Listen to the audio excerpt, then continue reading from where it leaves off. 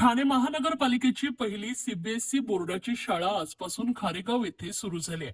ठाणे महापालिका आयुक्त सौरभ राव यांनी शाळेला भेट देऊन विद्यार्थ्यांशी संवाद साधला. यावेळी विद्यार्थ्यांच्या चेहऱ्यावरील आनंद हा वेगळा समाधान देऊन गेलाय.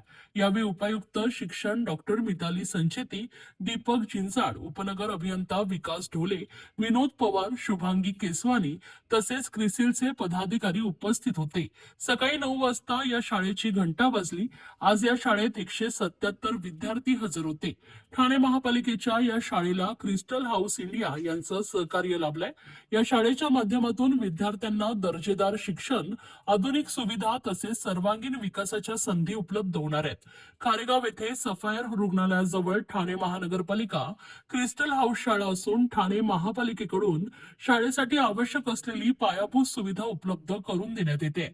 यामध्ये ग्रंथालय, विज्ञान प्रयोगशाळा, संगणक कक्ष, भाषा प्रयोगशाळा, क्रीडा व कला विभागासाठी स्वतंत्र जागा, स्वच्छ पिण्याचे पाणी, स्वच्छतागृहे तसेच इमारतीची दुरुस्ती, रंगरंगोटी, लिफ्ट, सीसीटीव्ही यंत्रणा आणि अग्निशमन यंत्रणा बसवण्यात आली आहे.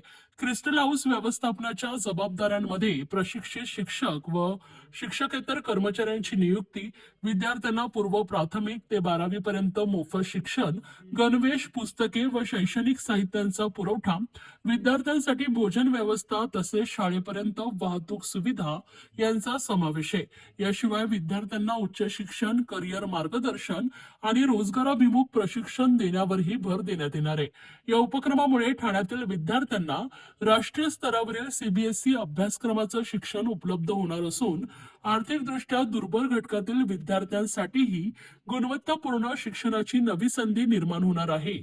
यावेळी विद्यार्थ्यांनीही आयुक्तांशी संवाद साधलाय.